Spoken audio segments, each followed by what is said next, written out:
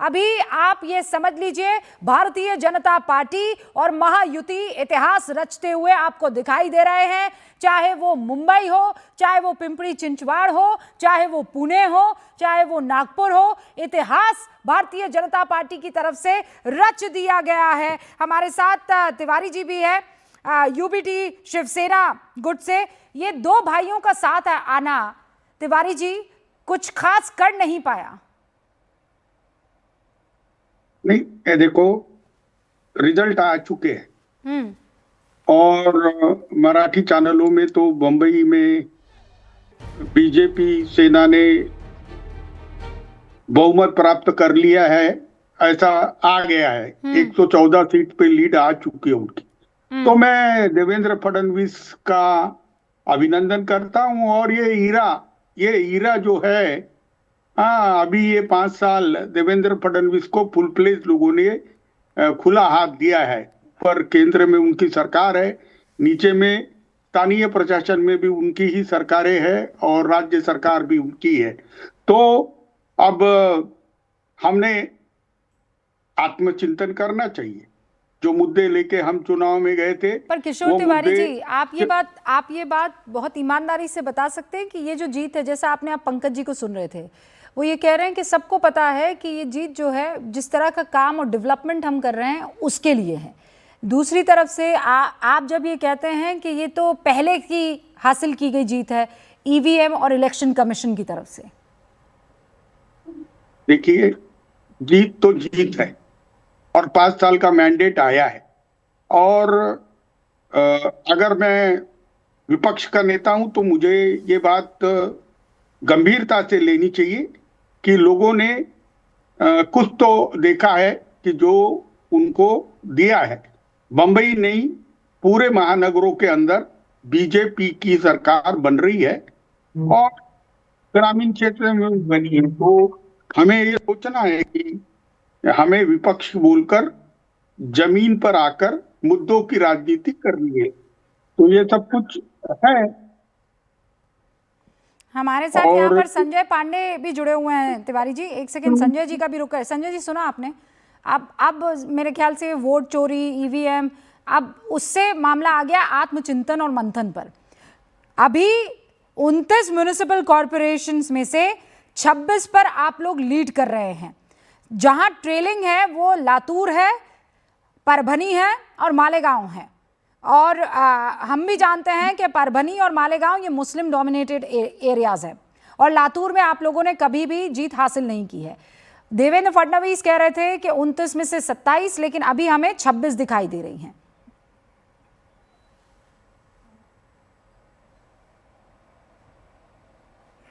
सबसे पहले तो मैं तिवारी जी को बधाई देना चाहता हूं कि वो जमीन पर आ गए हैं।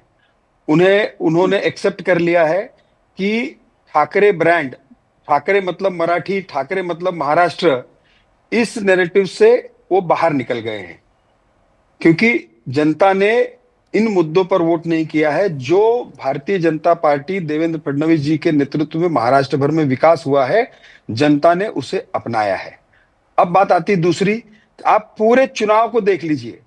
हमारे नेता माननीय देवेंद्र फडणवीस ने कहीं पर भी सिर्फ और सिर्फ विकास, डेवलपमेंट और आने वाला मुंबई, ठाणा या आने वाला महाराष्ट्र कैसे होगा, रोजगार कैसे मिलेंगे, इन्हीं मुद्दों पर हमने चुनाव लड़ा और आज महाराष्ट्र की जनता हमको उसका प्रतिसाद दे रही है। इसके लिए मैं पूरे महाराष्ट्र की जनता का, हमारे भारतीय जनता पार्टी के कार्यकर्ता कैडर का बहुत बहुत धन्यवाद देता हूं, बहुत बहुत साधुवाद देता हूं। और आने वाले समय में जो मैंडेट, जो विश्वास जनता ने हम लोगों पर दिखाया है, उसको हम पूरा करने के लिए पूरी तरह से सज्ज हैं। और आप आने वाले 5 साल में देखेंगे रूबिका जी कि मुंबई जब आएंगी तब मुंबई का एक बदला हुआ चेहरा आपको दिखेगा। मुंबई सिर्फ भावनात्मक विषयों पर अब चुनाव नहीं लड़ सकते। सर, वो तो वक्त मैं सिर्फ सिंपल एक सवाल पूछता हूं। आप लोग चुनाव तो जीत चुके हैं, अब यहां से आप लोगों का असल इम्तिहान शुरू होता है कि जो वादे आप कर रहे हैं वो वादे मुंबई में खास तौर पर आप कैसे क्रियान्वित कर पाते हैं और बाकी सारे इलाकों में जहां बार बार विकास विकास विकास कर रहे हैं वहां मसला हिंदू वर्सेस मुस्लिम रहता है, बयान बहादुर वर्सेस कार्य करने वाले लोग रहता है, या फिर कुछ और। ये तो वक्त बताएगा और हम उसको बहुत पैनी नजर से देखेंगे। मेरे तीनों बिल्कुल सहयोगी ग्राउंड जीरो पर सर मौजूद है। मैं आप लोगों के पास डिस्कशन के लिए आऊं उससे पहले अलग अलग जगह से अब जीत के जो तस्वीरें हैं, पिक्चर्स है, वो साफ तौर पर दिखाई दे रही है। सबसे पहले विवेक, आप मेरे ख्याल से बीजेपी दफ्तर पे मौजूद हैं, वहां सारी तैयारियां पूरी हो चुकी है।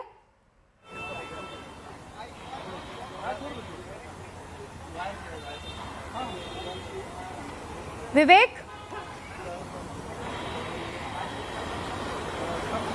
रूबिका सॉरी, बहुत आवाज आपकी कम आ रही थी, इसलिए मैं फिर से आपको पूछूंगा कि देखिए आपने जहां तक मुझे सुनाई थी कि तैयारियां पूछ चुकी है। इंटरेस्टिंग विजुअल्स मैं आपको दिखाना चाहूंगा। ये देखिए, जब हम सुबह आए थे तो स्टेज बन रहा था।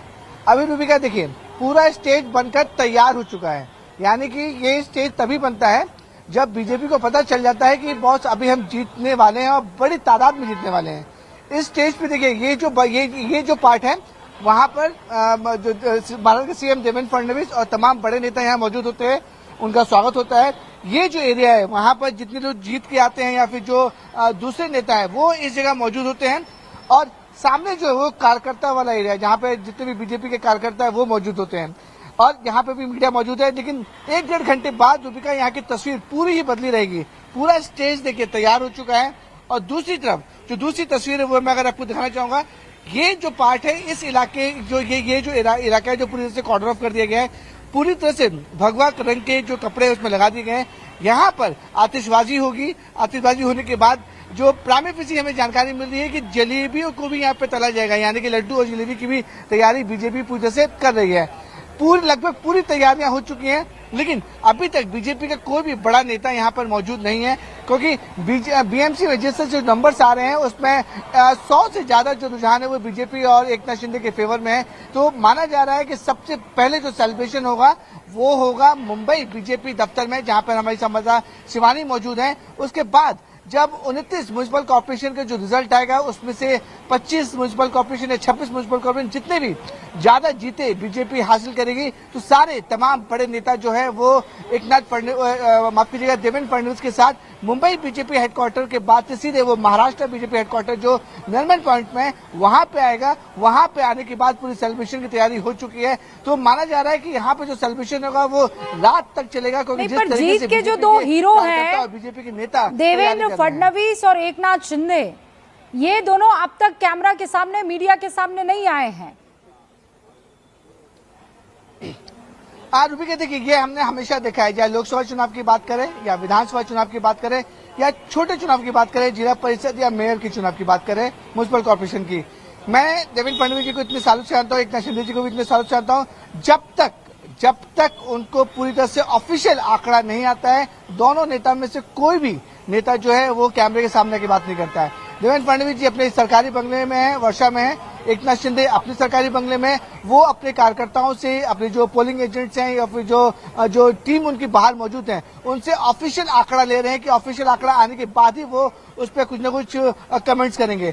जब भी कोई चुनाव होता है उसमें बीजेपी बहुत ज्यादा रुझान आगे आने के बावजूद भी वो मीडिया से बात नहीं करते हैं। जो ऑफिशियल डेटा, ऑफिशियल आंकड़ा आ जाता है कि अब ये आंकड़ा जो है वो ऑफिशियल है, आधिकारिक आंकड़ा है, उसके बाद ही दोनों नेता बाहर आके कमेंट करते हैं, बाहर आके मीडिया से बातचीत करते हैं। तो अभी जो है सिर्फ रुझानों के नंबर सारे 100 से ज्यादा ऊपर है। जब ये पूरा ऑफिशियल हो जाएगा कि बीजेपी और एकनाथ शिंदे मुंबई में 100 से ज्यादा ऊपर है या फिर 100 जो मैजिकल फिगर है 114 का, उसको क्रॉस कर चुके हैं, तब दोनों नेता बाहर आके बात करेंगे। अब जब पूरा ओवरऑल महाराष्ट्र की बात करें, जो 29 म्युनिसिपल कॉर्पोरेशन है उसमें उनका जो नंबर्स जो दावा किया जा रहा है कि 26 म्युनिसिपल कॉर्पोरेशन वो जीत पाएंगे, वो जब ऑफिशियल डेटा आ जाएगा उसके बाद वो बात करेंगे। तो मुझे लगता है कि 2-2:30 से 3 बजे तक हो सकता है कि महाराष्ट्र के सीएम एकनाथ शिंदे और देवेंद्र फडणवीस जो है मीडिया से बात कर सकते हैं। 3 बजे का इंतजार करना पड़ेगा और जैसे ही वो बात करेंगे तो जहां मैं मौजूद हूं रूबिका, वहां का नजारा एकदम चेंज होगा। सैकड़ों की तादाद में यहाँ पे कार्यकर्ता होंगे। जो महाराष्ट्र में एक परंपरा होती है कि जब भी कोई जीतता है तो उसको वहाँ पे गुलाल लगाया जाता है, गुलाबी रंग का, और गुलाल से पूरी तरह से उसे निला दिया जाता है और पूरी तरह से जो कार्यकर्ता होता है वो एक दूसरे को गुलाल लगाते हैं। आपने तस्वीरें देखी होंगी, नवनाथ बंच जब जीते थे तो उसके बाद उनको पूरी तरह से गुलाल से निला दिया गया था। वैसे ही स्थिति मुंबई बीजेपी हेडक्वार्टर में होने वाली है और वही स्थिति महाराष्ट्र बीजेपी हेडक्वार्टर जो नरमन पॉइंट में वहां पे होने वाली है। तो ये विवेक हमें बता रहे हैं, और जब वो एक्सप्लेन कर रहे थे तो वो कुछ तस्वीरें भी हमारे सामने आई जहां पर महाराष्ट्र में जहां जहां जिस भी पार्टी की जीत हुई है, जिस पार्टी के कैंडिडेट की जीत हुई है, वहां पर आपको जश्न का माहौल दिखाई दे रहा है। गुलाल में एकदम नहाए हुए वो कैंडिडेट्स दिखाई दे रहे हैं जिन्होंने जीत का परचम लहराया है। लेकिन असल जीत इन म्युनिसिपल कॉर्पोरेशन इलेक्शंस में भारतीय जनता पार्टी और एकनाथ शिंदे की हुई है। लेकिन अगर टू बी प्रिसाइज और स्पेसिफिकली बताया जाए तो भारतीय जनता पार्टी यहां पर इतिहास रचते हुए नजर आ रही है। एशिया की सबसे अमीर नगर पालिका जिसका सालाना बजट 74,427 करोड़ है, उस पर अब काबिज भारतीय जनता पार्टी होने वाली है। बाकी ये जो 28 महानगर पालिका है उसका कुल बजट जो है वो उससे ज्यादा है, ये सालाना बजट जो मैं बता रही हूं।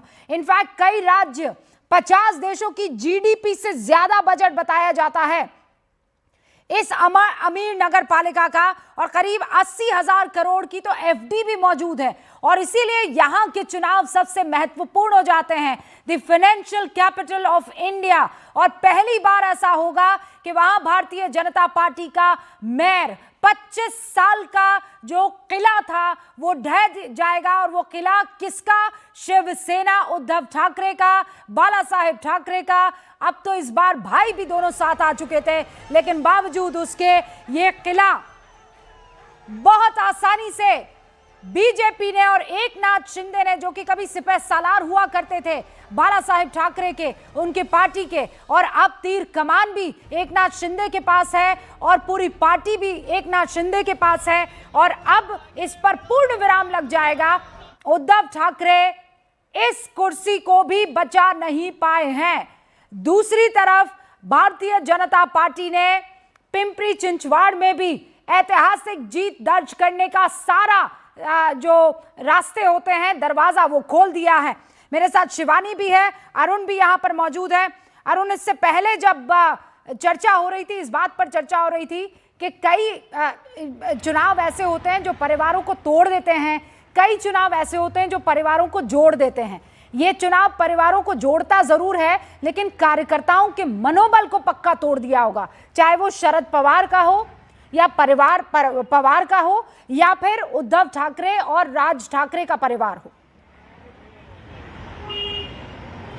देखिए, बड़ा सवाल यही है। पहली बात तो यह है कि पवार ब्रदर्स जो हैं या पवार परिवार जो है, उसको उनके वोटरों का या उनके समर्थकों का क्या अप्रूवल नहीं मिला इकट्ठा होने के लिए, क्योंकि काफी अरसे से ये बात चल रही थी कि शरद पवार, अजीत पवार इकट्ठा होना चाहते हैं। लेकिन पिंपरी चिंचवाड़ और पुणे, ये दो जो नगर पालिकाएं हैं जहां पर दोनों दलों ने गठबंधन किया था और अजीत पवार ने देवेंद्र फडणवीस और एकनाथ शिंदे को छोड़ करके अपने चाचा के साथ कोशिश की थी कि एक परिवार को इकट्ठा किया जाए। क्या उसको अप्रूवल मतदाताओं का भी नहीं मिला और कार्यकर्ताओं का भी नहीं मिला। और ये बड़ी बात है पवार परिवार के लिए, क्योंकि एक बड़ी ताकत शरद पवार कई दशकों से रहे हैं महाराष्ट्र में। तो अगर उनकी ताकत इतनी कमजोर और इतनी कम हो गई है तो ये पवार परिवार के लिए चिंता का विषय है। दूसरी बात जो आपने कही ठाकरे ब्रदर्स के इकट्ठा होने की, ठाकरे ब्रदर्स इकट्ठा हुए, लेकिन अगर उनका प्रदर्शन पिछली बार से आधा रह जाता है, जो अभी तक जो आंकड़े दिखाई दे रहे हैं 40-45 के आसपास के आंकड़े दिखाई दे रहे हैं, 50 के आंकड़े दिखाई दे रहे हैं, तो 84 और 50 कहीं ना कहीं उनको भी अंदर अपने झांकना होगा। और एक बाला साहब ठाकरे की विरासत जो अब एक ही जगह बची थी वो थी बीएमसी, क्योंकि आप 25 सालों का जिक्र कर रही थी, उसके बाद 3 साल तो चुनाव नहीं हुए।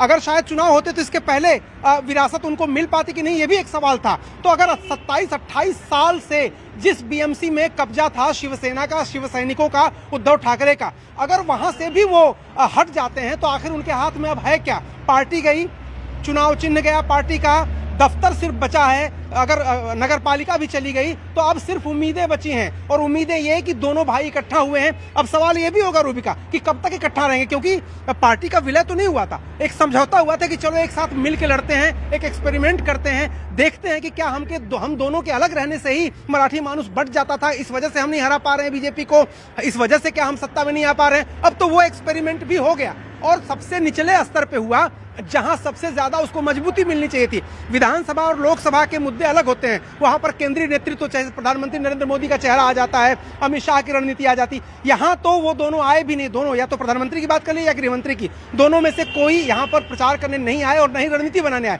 ये तो सिर्फ स्टेट लीडरशिप ने यहां पर चुनाव लड़ा है। तो अगर आप स्टेट लीडरशिप से नहीं लड़ पा रहे हैं, देवेंद्र फडणवीस से ही नहीं लड़ पा रहे हैं, तो केंद्रीय नेतृत्व जब आएगा तब क्या होगा लोकसभा या विधानसभा चुनाव में। तो ये गहन चिंतन का विषय शिवसेना, उद्धव उद्धव के लिए भी है कि वो आगे अपनी रणनीति क्या करेंगे, आदित्य ठाकरे का भविष्य क्या होगा। तो ये एक जो है बड़ी चिंता का विषय शिवसेना के लिए है, और उस शिवसेना के लिए है जो बाला साहब ठाकरे की थी। क्या अब उसको एकनाथ शिंदे रिप्रेजेंट कर रहे हैं, क्या मराठी वोटर उनके साथ हैं, या सिर्फ बीजेपी के साथ मिलने से उनको फायदा हो रहा है? ये कई समीकरण हैं, कई सवाल हैं, कई पेच हैं, जो जब चुनाव के सारे नतीजे आ जाएंगे उनके विश्लेषण से तय होगा कि आखिर उद्धव ठाकरे की पार्टी का और राज ठाकरे उद्धव ठाकरे के साथ आने का फायदा हुआ, नुकसान हुआ, दोनों आगे कितने हद तक साथ रह पाएंगे, कहां तक चल पाएंगे। अगर नतीजों के हिसाब से, रुझानों के हिसाब से देखें तो ये कोई फायदा नहीं पहुंचा पाया है, ना तो उद्धव ठाकरे को फायदा पहुंचा पाया है और ना ही राज ठाकरे को फायदा पहुंचा पाया है। अगर उसको मार्जिनल रेट पर भी देखा जाए तो ये वो लड़ाई थी जिसमें आपको अपनी सत्ता पर काबिज रहना था, लेकिन सत्ता ऐसे आपके हाथ से चली जाएगी कि बीजेपी और शिंदे जो है वो 111 पर, और कई ऐसे रुझान आ रहे हैं जहां पर 114, 115 का आंकड़ा वो लोग पार कर चुके हैं, और वो भी तब जब पिछली बार 80-82 के आसपास ये पूरा का पूरा खेल अटक गया था।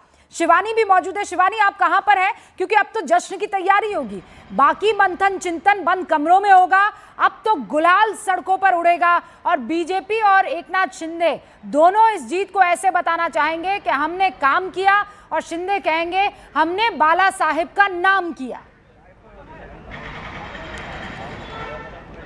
बेशक रूबिका, ये देखिए मेन बीजेपी हेडक्वार्टर है, और कुछ देर बाद यहाँ पर उत्सव की एक अलग ही तस्वीर आपको देखने को मिलेगी, क्योंकि खुद में बीजेपी इतिहास यहाँ पर रचने वाली है। 26 साल की जो सत्ता थी शिवसेना की, वो उनके हाथ से फिसलती हुई यहाँ पर दिख रही है। कुछ देर बाद यहाँ पर कई सारे जो बीजेपी के बड़े आलाकमान नेता हैं वो भी यहाँ पर पहुंचेंगे। हम जो दादर ऑफिस है वहां पर भी गए थे, और वहां पर अभी कुछ नेता मौजूद है, हालांकि वो बात करने के लिए बिल्कुल तैयार नहीं थे। जैसे आशीष सेलार वहां पर मौजूद थे उस वक्त, लेकिन कहा यही जा रहा था कि 3 या 4 बजे के बाद ही वो लगभग बात करने के लिए यहाँ पर तैयार होंगे। लेकिन कुछ देर बाद यहाँ की तस्वीर आपको बिल्कुल बदलती हुई दिखेगी, और जैसे आपने कहा सड़कों पर गुलाल और सब कुछ उड़ेगा, कई कार्यकर्ता यहाँ पर इकट्ठा होंगे। और आपने देखा है बीजेपी जब भी जश्न मनाती है किस तरीके से मनाती है, क्योंकि कहा जाता है ना, जब आपने एग्जाम बहुत अच्छा दिया हो तो उत्सव भी उतना ही अच्छा होना चाहिए, और बीजेपी इस बात को बखूबी जानती है। ऐसे ही नहीं कहा जाता कि बीजेपी हर बार चुनावी मोड में रहती है, और बेशक बीजेपी ने करके दिखा दिया। ठाकरे ब्रदर्स साथ आए, उनका साथ आना बेहद बनता भी था, बीएमसी उनको साथ लाई, लेकिन फायदा नहीं हुआ। और उस वक्त भी सवाल ये उठ रहे थे कि अब जो ये वोट है वो